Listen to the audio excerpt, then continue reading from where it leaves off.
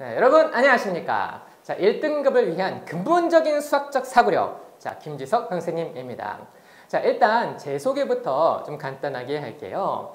일단 저는 서울대학교 수학교육과를 졸업을 했고요. 그리고 미국 리하이 하이스쿨에서 교사 인턴까지 지낸 바가 있습니다. 그래서 학력적인 측면에서 충분히 신뢰할 수 있으실 거라 생각을 합니다. 근데 그뿐만이 아닙니다. 자, 공신닷컴에서 대표 멘토로 활동을 하여서 강성태 씨와 함께 공신닷컴의 간판을 한 적이 있었고요. 여기서 저의 공부 방법들이 굉장히 많은 호응을 얻어서 누적 조회수 100만, 그래서 단기 공부 방법 전문가입니다. 그래서 저의 대박타점 공부법이라는 책도 출판이 된 바가 있습니다. 자, 그리고 KBS, MBC, 중앙일보, 동아일보, 한겨레, 자, 이런 다양한 언론사에서 인터뷰와 멘토 역할을 좀 했었습니다. 자, 그리고 뭐니 해도 현재 EBS 강사입니다. 자, 이 정도면 여러분들이 충분히 신뢰할 수 있는 그런 경력을 갖췄다라고 좀 자부를 할 수가 있습니다. 자, 그럼 이제 우리가 어떤 식으로 공부를 해야 정말로 고등학교 2학년 가서도 최상위권을 정복할 수 있을지에 대해서 말씀을 드릴게요. 다들 굉장히 고민이 많으실 겁니다. 1학년 때까지는 그럭저럭 하다가도 2학년 때 돼서 수학이 확 어려워지고 그래서 와르르 무너지는 학생들이 정말 많다고 하는데 어떤 식으로 공부를 해야 많은 학생들이 그렇게 무너지는 상황 속에서도 우리는 최상위권을 정복할 수 있을지에 대해서 말씀을 드릴게요. 자, 일단 세 가지의 초점을 맞춰서 말씀을 드릴 건데요. 일단은 어떻게 공부를 해야 최고난도 심화 문제를 잘 해결할 수 있을지, 자, 두 번째는 어떻게 서술형 훈련을 해야 서술형을 잘 쓸 수 있을지, 마지막으로 어떤 식으로 관리가 이루어져야 하는지에 대해서 말씀을 드리겠습니다. 자, 먼저 대체 어떻게 해야 최고난도 심화 문제를 맞출 수 있을까요? 자, 제가 생각하기에 가장 최악의 수학 공부는 뭐냐면 단지 개념 익히고 문제풀이 익히고 거기서 그냥 끝내는 겁니다. 당연히 개념도 익히고 문제풀이도 익혀야죠. 근데 그것만으로는 부족해요. 자, 그와 함께 반드시 함께 해야 하는 일이 있어요. 그게 뭘까요? 근본적인 수학적 사고 능력이 함께 향상이 되어야 됩니다. 근본적인 수학적 사고 능력. 아니, 그게 대체 뭔데? 자, 뭐 아시지 않습니까? 그냥 똑같은 책으로 두 학생이 똑같은 시간 공부를 했는데 어떤 학생은 잘하고 어떤 학생은 잘하지 못해요. 자, 그 차이가 근본적인 수학적 사고 능력에서 차이가 오는 겁니다. 근데 이게 단지 그냥 타고나는 것이 아니라 훈련을 통해서 반드시 향상이 될 수 있습니다. 그럼 대체 어떤 식으로 해야 된다는 얘기인데, 자, 예시를 보여드릴게요. 뭔가 응용 문제가 있습니다. 아, 뭔지 모르겠죠? 네, 모르셔도 됩니다. 글자가 안 보여요? 괜찮아요. 상관없어요. 아무튼 일단 뭔가 응용 문제가 있다 해보세요. 그러면 보통 수업에서는 이걸 우리가 어떻게 공부를 하느냐? 학생들이 이거 풀다가 못 풀어요? 틀렸어요? 그러면은 그냥 해설지를 본다든지 아니면은 뭐 선생님이 야, 이건 이런 식으로 이렇게 해가지고 이렇게 하면 풀리는 거야 하고 그냥 풀이를 이제 다 알려줍니다. 그럼 학생들은 그렇게 하는 거구나. 그래서 풀이를 그냥 단순 주입식으로 익힌다는 거죠. 자, 이렇게 하면 최악의 공부인 겁니다. 아니, 그럼 뭘 해야 되죠? 자, 근본적인 수학적 사고 능력을 향상시켜야죠. 이런 그냥 풀이 방법만이 아니라 이런 풀이 방법을 생각해내는 방법까지 함께 공부를 해야 된다는 거죠. 그래서 어떻게 한다는 건데, 자, 이런 풀이가 있으면은 이 각각의 풀이를 나오게 된 머릿속에 아이디어들이 있을 거 아닙니까? 이건 단지 계산일 뿐이고요. 자, 그래서 문제에서 구해야 되는 것이 이거니까 단선이 이렇게 나와 있어. 그래서 이건 이런 식으로 변형해야 돼. 이런 식으로 변형했더니 뭔가 새로운 식이 나왔어. 그런데 제시된 또 다른 단서를 활용하려면은 또 막 이런 식으로 생각해야 돼. 자, 이것은 제가 이 문제풀이 과정을 생각해내는 방법을 그냥 한글로 쓴 거예요. 글자가 안 보이세요? 걱정하지 마세요. 수업을 들으면 다 보일 겁니다. 어쨌거나 뭔가 생각하는 방법을 이렇게 다 쓴 거예요. 이거는 제가 실제 수업에서 했었던 판서를 그대로 옮겨 적은 거예요. 그래서 제가 수업 시간 때 한글을 진짜 많이 씁니다. 국어 선생님 마냥 한글을 정말 많이 했어요. 생각하는 과정을 저는 다 적어요. 물론 단순 계산 문제야 이렇게 할 필요 없죠. 근데 응용된 문제에선 이런 걸 공부해야 돼요. 그리고 학생들한테 이야기하는 거죠. 너희들이 정말로 공부해야 되는 것은 이게 아니다. 니들이 진짜로 공부해야 되는 것은 바로 이 부분이다. 왜냐하면 문제가 바뀌면요, 풀이는 또 바뀌어요. 하지만 생각하는 것은요, 그대로 다 적용이 되는 겁니다. 네. 그래서 제가 이제 가르친 수많은 학생들이 또 올해에도 많이들 명문대에 진학을 했는데요. 제 학생 중에 올해 대학 간 학생 중에 가장 뭐 수능을 잘 본 학생 같은 경우에는 수능 전체에서 다 합쳐서 전 과목 1개 틀렸어요. 그렇습니다. 하나만 더 맞았으면 제가 만점자 선생이 될 뻔했는데 정말 안타깝습니다. 자, 어쨌거나. 자, 그리고 뭐 이제 그래서 그 학생이 이제 서울대 경영학과를 이제 갔고요. 또 이제 이과 같은 경우 제일 잘 본 학생이 전체 전 과목 다 합쳐서 3개를 틀렸습니다. 네, 그래서 연세대 의대를 갔고요. 근데 그런 학생들이 저한테 공통적으로 하는 얘기가 뭐냐면, 선생님 수업에서 가장 무엇이 도움이 되었느냐, 그냥 딱 응용 문제가 나왔을 때 처음 보는 문제다 하더라도 내가 이걸 어떻게 생각해내서 풀어야 할지를 알겠더라는 거예요. 자, 이 고등학교 2학년 올라가고 나면은 내신이 더더욱 만만치 않습니다.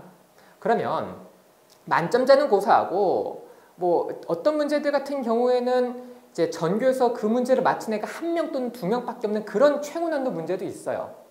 자, 그런 문제를 틀리고 나면 보통 이렇게 생각해요. 내가 다음 시험 때까지 최대한 많은 문제를 풀어서 시험날 내가 푼 문제가 시험날 당첨이 돼야 되고, 그래서 내가 그 문제를 풀어야 되겠구나, 이런 식으로 생각하거든요. 그런데 그 전교에서 1명 또는 2명만 맞춘 그 최고 난도 문제를 그 맞춘 학생들은 그거를 미리 풀어봐서 당첨이 돼서 풀었을까요? 아니에요. 그 학생은 그 시험 시간 중에 그 자리에서 생각해내서 푼 거예요. 그냥 지 머리로. 그 실력을 길러야 된다고요. 그 실력을. 당연히 많은 문제도 풀어야 되는데 많은 문제를 풀면서 이 실력을 길러야 된다는 거죠. 이게 바로 근본적인 수학적 사고 능력이라는 겁니다. 자, 그래서 저는 이런 훈련을 자꾸 함으로써 학생들의 근본적 사고 능력을 향상시켜 주겠습니다. 자, 그 다음으로 어떻게 하면 서술형은 정복할 수 있을까에 대해서 말씀을 드릴게요. 자, 서술형 대비는 언제부터 해야 되나요? 내신 일주일 전에? 2주일 전에? 아니! 3주일 전? 아니! 언제? 지금부터. 지금 당장 시작해야 됩니다. 단 한 번이라도 우리 학생이 내신 시험 보고 나서 엄마, 나 속이 너무 시원해. 서술형을 너무나 완벽하게 다 잘 쓰고 나왔어. 이랬던 적 있나요? 없습니다. 맨날 엄마, 내가 답은 맞췄는데 답은 맞췄는데 점점점. 그렇죠. 풀이에서 깎인 거죠. 학생들이 일단 근본적으로 이 서술을 한다는 게 뭔지를 몰라요. 그냥 자신의 계산 과정을 그냥 흔적을 남기면 되는 건 줄 알아. 그건 서술형이 아니거든요. 자, 그러면 서술형 대비는 언제부터? 바로 지금부터 해야 됩니다. 지금부터 해 나가야 학생들이 그때 내신 때서 실력이 발휘가 되어서 서술형이 잘 써지는 거지, 막 내신 일주일 전, 2주일 전에 막 그냥 잠깐 한다고 그게 되는 게 아닙니다. 자, 그럼 어떻게 훈련을 해야 되는데, 자, 제가 예시를 갖다 놨습니다. 일단 제가 한글이 일부러 한글이 가장 많은 걸 갖다 놨으니까 너무 긴장하지 말고, 화면이 작아서 안 보이실까요? 그럼 제가 읽어드릴게요. 자, 함수 fx에 미분 가능하다는 것에 정의를 쓰고 조건을 쓰고 조건을 유도하시오. 자, 이거는 실제 제가 수업 때 쓰는 서술형 질문들이에요. 제가 이제 개정되어 있는 교육과정 9종 교과서를 전부 다 분석해서 단 하나의 개념과 공식 유도 과정을 빠짐없이 이렇게 서술형 질문 형태로 전부 다 바꿔놨습니다. 자, 그럼 제가 개념을 처음에 딱 정리를 할 때, 이 문제풀이 수업이다 하더라도 이 개념을 한번 쭉 정리를 합니다. 그럼 개념 정리할 때 그냥 개념 정리하는 것이 아니라 이런 서술형 질문을 띄워 놓으면서 개념 정리를 해요. 이런 거 띄워서. 그러면 이제 정의를 제가 써주고 조건을 쓰고 조건 유도하면서 수업을 하는 거죠. 자, 그래서 이런 서술형 질문에 대한 모범 답안을 제가 다 알려줍니다. 그러면 바로 그 다음 시간에 이 서술형 질문이 시험이에요. 그래서 전날 개념 정리하면서 했었던 서술형 질문들은, 개념 서술형 질문들은 바로 다음 시간에 시험 봅니다. 그럼 학생들이 잘 써요, 못 써요? 못 써요. 그럼 어떻게 해요? 또 재시험 봅니다. 그럼 애들이 써요, 못 써요? 못 써요. 그러면 어떻게 해요? 또 제시험 봅니다. 그럼 써요, 못 써요? 독한 몇몇은 그래도 못 써요. 그죠? 이제 네가 이기나 내가 이기나 해보는 애들. 그러면 난 또 시험 보면 되지, 그죠? 네, 그래서 완벽하게 통과할 때까지 계속 제시험 봅니다. 아, 선생님 정말입니까? 아, 정말이죠. 당연하죠. 네. 자, 그래서 이에 대한 모범 답안도 좀 아마 화면이 흐려서 잘 안 보일 것 같긴 한데 네, 모범 답안도 전부 다 마련이 되어 있습니다. 자, 그래서 제가 한 가지는 약속드리겠습니다. 저랑 함께 공부한 학생이라면은 본인의 중간고사, 기말고사, 내신시험 범위에서 모든 개념과 공식 유도 과정을 본인 손으로 다 유도할 수 있게 됩니다. 이건 제가 반드시 약속드립니다. 자, 이렇게 하면 그럼 뭐가 좋은 것이냐? 네, 일단 내신 서술형에 대해서 완벽한 대비가 이루어지게 되고요. 자, 그 다음째 여러 가지 공식이 복합적으로 작용되는 응용 문제를 해결하는 능력이 향상이 돼요. 이건 왜 그러냐면 공식 A, B, C가 있으면 이게 다 따로 있는 게 아니에요. A 공식에서 B 공식이 유도가 되고 B에서 C가 유도가 돼요. 그럼 응용 문제란 무엇이냐면 그 A, B, C 공식에 몽땅 다 사용되는 게 응용 문제예요. 하나의 공식만 사용되면 단순 계산 문제고요. 응용 문제는 여러 가지 공식이 사용되는데 그럼 결국 그 A, B, C 공식을 어떻게 엮어야 할지를 학생들이 파악할 수 있어야 응용 문제 해결이 된다는 거죠. 그런데 이렇게 공식을 서술형으로 처음부터 끝까지 본인 손으로 다 유도할 수 있게 되면 그 유도 과정을 본인이 다 소화가 되어 있기 때문에 어떻게 엮을지를 처음부터 알고 시작한다는 거죠. 그러면 압도적으로 유리할 수밖에 없습니다. 자, 그리고 초스피드로 부족한 개념을 점검할 수 있게 되고요. 또한 이렇게 선행학습을 한다고 했을 때 절대로 그 개념을 까먹지 않게 됩니다. 네. 자, 그래서 정말로 이 서술형에 대해서 철저한 관리를 하는지 궁금하실 것 같아서 제가 실제 문자 발송되는 예시를 지금 띄워드리는데요. 자, 뭐 잘 안 보이셔도 그냥 그런 게 써져 있나 보다 하세요. 그래서 일단 개념 서술형 테스트 1번 제시험, 개념 서술형 테스트 2번 제시험, 개념 서술형 테스트 3번. 그래서 여기 밑에 보시면은 시험 1에서 답안을 완벽하게 작성해서 통과했습니다. 시험 2에서도 답안을 완벽히 작성해 통과했습니다. 시험 3에서 통과하지 못해 다음 시간에 재시험을 볼 예정입니다. 확실히 알 때까지 철저히 지도하겠습니다. 네, 이렇게 학생이 테스트 1번, 2번은 지난 시간까지 통과를 못했던 거예요. 그래서 재시험을 보는 거고 3번은 이제 얘가 탁 잘 해가 이제 새로 본 시험인 것이고요. 네.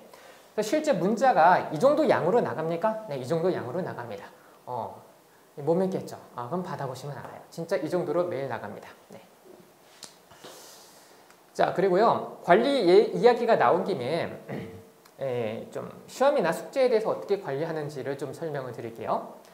일단 시험을 저는 그 모든 수업마다 일단 처음에 한 30분 정도 확인 테스트를 봐요. 그러면 학생들이 그냥 한 번 풀고 끝나는 거잖아요. 그렇게 하면 안 됩니다. 자, 애들이 한 번 풀고 난 다음에 많이 틀리던 문제는 이제 수업에서 풀이를 해주고요. 그럼 학생들이 2번 보게 되죠. 그리고 그걸로 끝이 아니라 학생들한테 그날 시험지를 한 번 더 줘요. 숙제로. 그래서 본인이 틀린 문제를 다시 풀어오는 것이 숙제입니다. 자, 그럼 학생이 3번 보는 거죠. 그걸로 끝이냐? 그게 아니죠. 또 개인별로 다 오답 노트가 따로 나갑니다. 저희 조교님이 학생들의 채점 결과를 전부 다 보관을 해놨다가 이것을 전부 다 개인별 오답 노트를 만들어줘요. 네. 대략 한 2주에서 3주에 한 번씩 개인별 오답 노트가 숙제로 나가게 되는 거죠. 그리고 이걸로 끝이 아니라 이 내신 직전에 본인 시험 범위에서 오답 노트에 해당되는 내용들은 다시 한번 또 숙제로 내줍니다. 그 학생들이 몇 번 봤어요? 5번 봅니다. 그래서 학생들이 맨날 틀리는 문제 또 틀리는 거거든요. 그리고 이런 틀린 문제에 대한 복습 없이 계속 새로운 문제를 풀면은 학생들이 원래 풀 수 있는 건 맞고 원래 못 푸는 건 계속 틀릴 뿐 딱히 실력이 늘진 않습니다. 반드시 이런 과정을 함께 병행하면서 많은 문제를 풀어야 돼요. 숙제도 마찬가지죠. 최악의 숙제는 뭐냐면 학생들이 그냥 풀고 내고 끝이에요. 어느 정도냐면 풀고 채점도 안 해봐. 애들이 왜 그럴까요? 애들이 본인이 안 풀리는 문제 해설집 봐야 한다는 거 몰라서, 그리고 틀린 문제 복습해야 되는 거 몰라서? 그게 아니죠. 애들도 알아요. 아는데 왜 안 하느냐? 지도 인생이 바쁜 거예요. 얼마나 바빠요. 그죠? 이것도 해야 되고 저것도 해야 되고 놀기도 해야 되고 바빠 죽겠습니다. 그런데 이제 딱 시계 보니까 2시간 뒤면 학원 가야 돼. 그러면 숙제 쫙 펼쳐놓고 싹 훑어본 다음에 지가 그냥 제일 빨리 풀 수 있는 쉬운 문제만 호다닥 몇 개 풀어놓고 내는 거예요. 인생이 바쁘니까. 자, 그렇게 하면은 저는 이제 문자가 발송되는 거죠. 숙제 달성도 빵 풀어. 그럼 어떻게 숙제를 해야 되는데? 일단 풀고요. 1차 채점까지 해야 됩니다. 채점하는 것도 숙제예요. 그리고 채점한 다음에 틀린 문제 해설지 보고 지수수로 공부하는 것도 숙제입니다. 그 다음 째 본인이 틀렸던 문제 있잖아요. 다시 풀어야 돼요. 이것도 숙제예요. 2차 다시 풀기고요. 거기서 2차 채점까지 해야 돼요. 그러니까 본인이 풀이를 보고 이렇게 풀었구나 했으면 그걸 지손으로 다시 풀어봐야 돼요. 그렇구나 하고 넘어가 봤자 애들이 2, 3주 지나가면 또 못 풀어요. 그걸 반드시 본인 손으로 풀어낸 경험이 있어야 시험 때도 본인 손으로 풀 수 있게 됩니다. 그 경험이 없으면 시험 끝나고 나서 그냥 답지 보고 맞다 하는 거예요. 그죠? 반드시 본인 손으로 풀어내는 경험이 있어야 됩니다. 숙제를 그렇게 관리합니다. 근데 해설지를 보고 이해를 못하겠는 건 어떡하죠? 그럼 질문을 해야죠. 그죠? 자, 이렇게 모든 과정을 다 했을 때 숙제를 다 한 것으로 인정이 됩니다. 이것도 모두 다 문자로 발송이 됩니다. 네.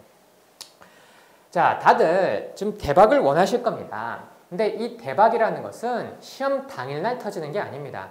지금부터 학생들이 매일매일 터뜨려 나가야 되는 겁니다. 나 오늘 정말 대박스럽게 살았어. 나 오늘 15시간 공부했어. 나 끝내줘. 그렇게 하루하루를 대박을 터뜨려 나갈 때 시험날에도 대박이 터지는 거죠. 그리고 저는 약속드립니다. 학생들의 하루하루가 대박스러운 하루하루가 될 수 있도록 한 수업 한 수업 정성 들여서 수업하고 학생들을 관리하도록 하겠습니다. 자, 그러면 제 이야기 들어주셔서 감사합니다.